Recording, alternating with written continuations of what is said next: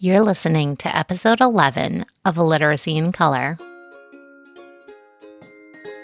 Welcome to the Literacy in Color podcast. I'm your host, Michelle Sullivan, a science of reading advocate with over a decade of experience as a reading interventionist and literacy coach. I'm passionate about making evidence-based instruction both effective and engaging. If you're interested in captivating our learners on reading fluently and understanding language, or as I like to call it, keeping it colorful, then you've found the right place. Each week, we'll explore intriguing lit bits and practical strategies around the science of reading and structured literacy to help you be colorful and teach colorfully. Are you ready to bring literacy to life? Let's color outside the lines and make an impact together. Hey everyone! Welcome back to our deep dive into Scarborough's reading rope. We've made it to the third episode in our mini-series on the rope, and today we're tying it all together. Get it? Tying? I'm here for the dad jokes. So we're tying it together with a look at fluency and reading comprehension.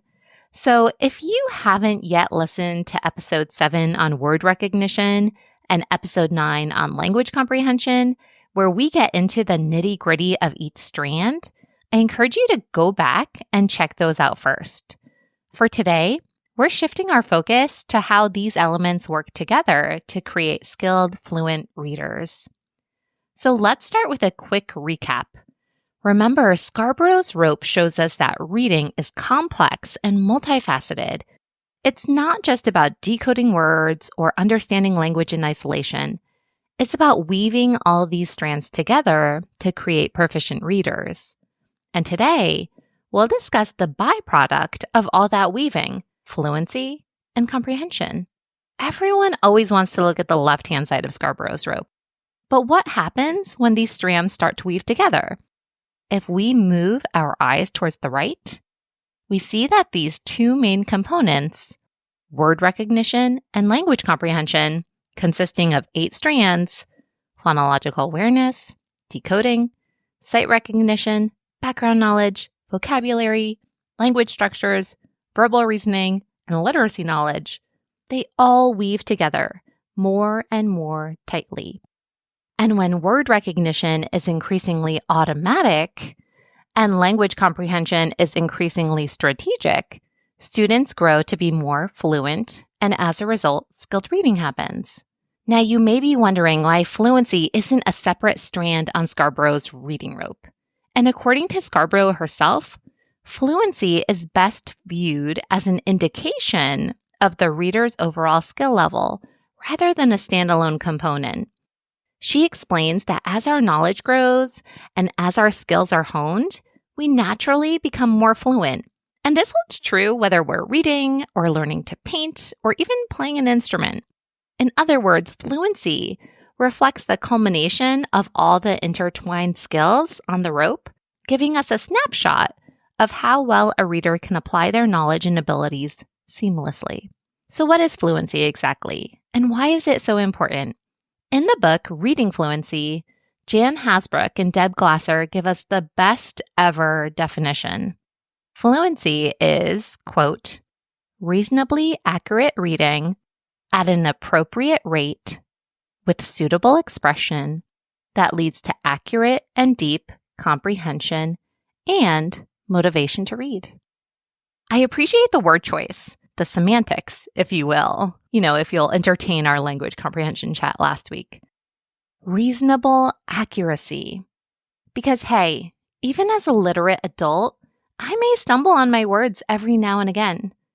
There's a difference between occasionally stumbling and being stifled. Also note that the rate is to be appropriate, not fast. Fluency is not just about speed. And yet that's what our students often think when we do fluency work. I need to beat my time. No, we want things to sound conversational, as if we're speaking naturally. An expression is suitable depending on what type of text it is. I tend to be a little extra with my read-alouds, even at home with my daughters. I use all the voices and make all the faces, and my husband sometimes says I'm like a cartoon character. but please someone call the insane asylum if I read my mortgage bill or credit card statement with the same enthusiasm. We need to let our expression match the text type and purpose. So let's notice and name these 3 components of fluency from that beautiful definition: accuracy, rate, and expression. Or if you want to be fancy, we'll call that last part prosody. Let's break down these 3 components of fluency to build our understanding. So going back to the reading rope, competence in the word recognition aspect of the rope leads to accuracy. Accuracy is all about correctly identifying and reading words. It depends heavily on strong word recognition skills like phonological awareness, decoding, and sight recognition. If students can't accurately decode words, their fluency will inevitably suffer. And when this accuracy becomes increasingly automatic, so when the word recognition strand becomes tightly wound together, that determines rate. This refers to the speed at which students read. However, like I mentioned before, it's not just about reading fast. It's about reading at a pace that supports comprehension. Reading too slowly can hinder understanding, and reading too quickly without comprehension is also ineffective. The goal is a balanced rate that makes sense for the complexity of the text. And adding expression and pausing and such to our reading is what influences prosody. This is perhaps one of the most overlooked components of fluency. Prosody involves reading with appropriate expression, intonation, and phrasing. It's what makes reading sound natural and engaging, the sing-song nature of our speech, like how we would speak in a conversation. Prosody reflects a reader's ability to understand and convey the meaning of a text. Again, when we think about the reading rope, aspects of their language comprehension part of the rope are at work here. Perhaps our understanding of certain vocabulary words will influence the way in which we read them. Listen to the difference here. She was so excited versus she was so excited. I'm not going to use a sad voice. I'm going to use the happy voice to match the vocabulary. Language structures are also at play. Grammar, especially considering syntax, guides us on where to pause, where to add emphasis, and so on. And of course, literacy knowledge. Having knowledge about genre will even inform how we read a text. So my prosody will sound different when reading a narrative story versus an informational text.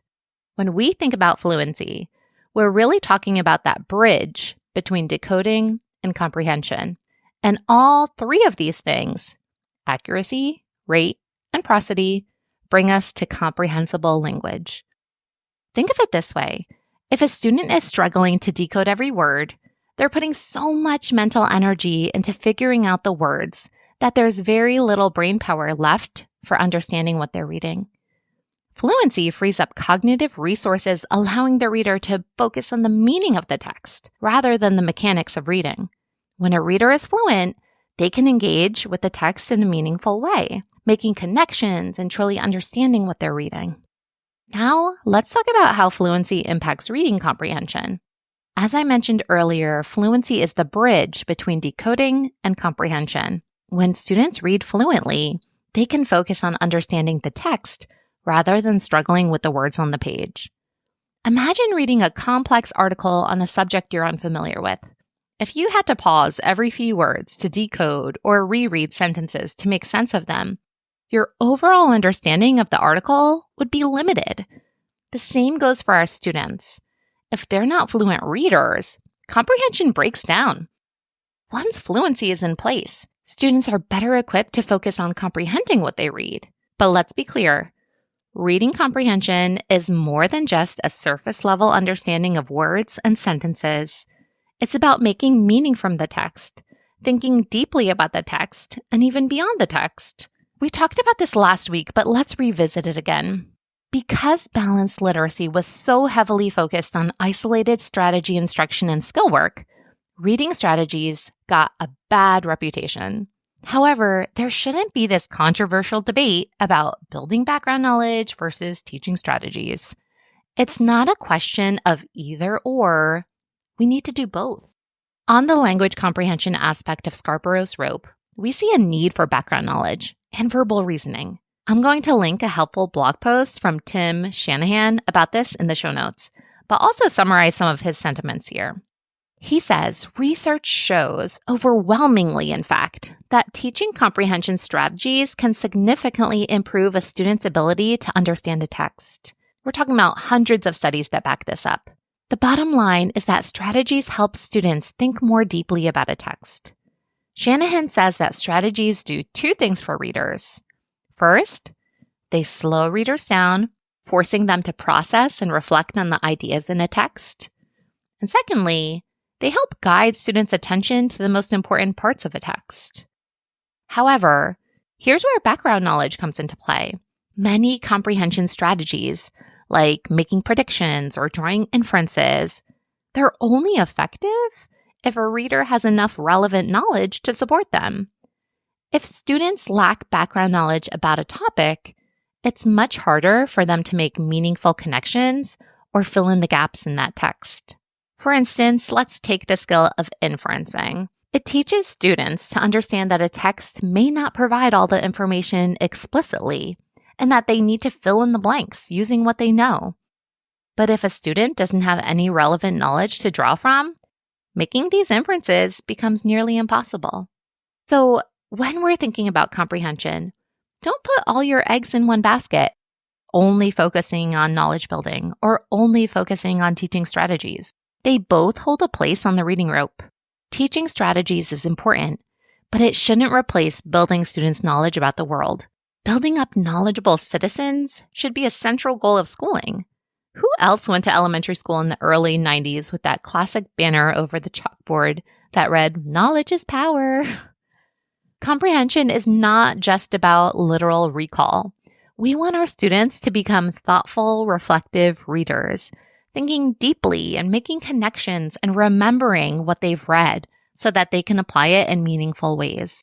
So as we wrap things up, reading comprehension is the ultimate goal of all reading instruction.